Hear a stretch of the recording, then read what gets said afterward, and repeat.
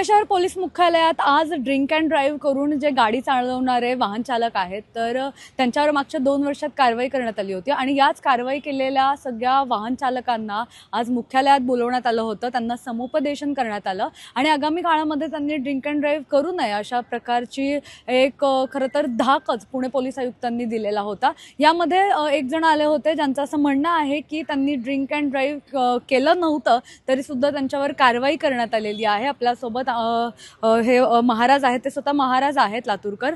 काय सांगाल, आता तुम्ही हे जेव्हा सगळं सुरू होता कार्यक्रम तेव्हा तुम्ही सांगितलं की तुम्ही कुठलीही म्हणजे मद्यप्राशन केलं नव्हतं तरीसुद्धा तुमच्यावर कारवाई करण्यात आली होती.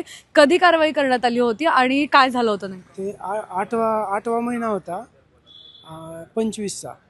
त्यामध्ये मी रात्री 12-12:30ला येत होतो कीर्तनावरून. मुंडवा ब्रिजच्या तिथं दुसरा गाडीवाला माझ्या गाडीला येऊन ठोकला पाठीमागून. साधारणतः मला 2 लाख रुपये लागलेत मॅडम नवीन गाडी बनवायला, ती दुसरी तशीच. तर ते माझं पण त्यावेळेस टेस्ट वगैरे घेतली. सुसन हॉस्पिटलला माझं तिथं रक्त वगैरे दिलं, परंतु त्या पोलिसांनी मला कुठलेही त्यावेळेस रिपोर्ट दिले नाहीत परत. आणि माझा जो FR वगैरे केलेला आहे तर त्यामध्ये मला फक्त साक्षीदार म्हणून घेतलेलं आहे. पण हा माझा 100% हे आहे की माझ्यावर हा खोटा खटला दाखल केलेला आहे.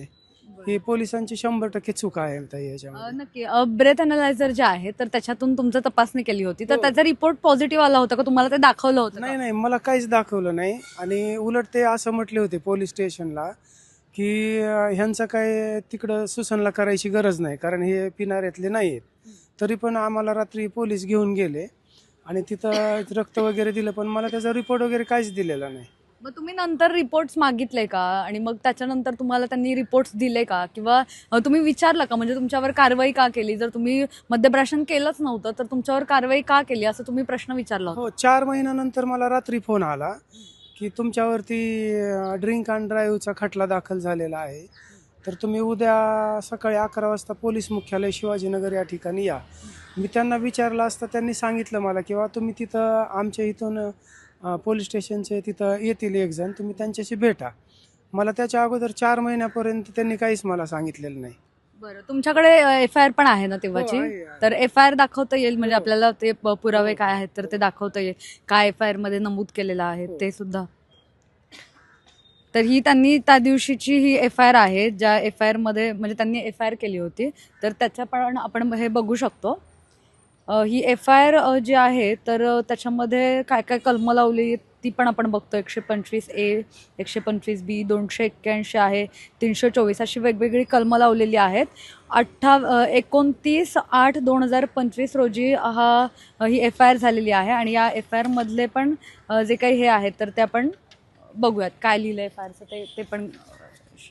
नाही, इकडे मागचे डिटेल्स. हां, तर हे सगळे FIR आहे त्यांनी केलेली आणि त्यांचं जे काही म्हणणं आहे ते FIR मध्ये आपल्याला इथे दिसतं आहे.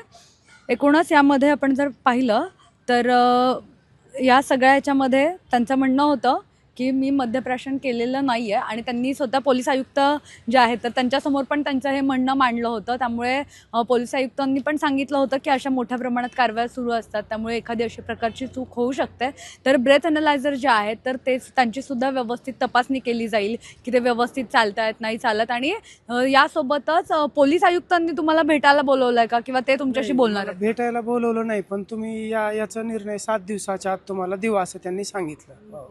तर ह्या सगळ्या प्रकरणासंदर्भात पोलीस आयुक्त यांनी स्वतः त्यांना सांगितलेलं आहे की 7 दिवसांमध्ये याची चौकशी करू आणि याच्यामध्ये नेमकं काय हे आहे म्हणजे सत्य काय आहे तर ते तपासू. आणि त्यासोबतच त्यांनी या ह्याच्याबद्दल माफीसुद्धा मागितलेली होती. त्यामुळे आता आगामी काळामध्ये नेमकं काय होतं ते पाहणं महत्त्वाचं असणार आहे आणि अशा प्रकारच्या किती जणांवर चुकीच्या कारवाया झालेल्या आहेत तर ते पण पाहणं तितकंच महत्त्वाचं असणार आहे. मात्र ज्या पद्धतीने मोठ्या प्रमाणात ड्रिंक अँड ड्राईव्हमुळे अपघात होत होते तर ते अपघात टाळण्यासाठी पोलीस आयुक्तांचा हा एक चांगला खरं तर उपक्रम म्हणावा लागेल. कॅमेरा पर्सन अजय गांगुडेसह मी मुना येनपुरे, सिविक मिरर.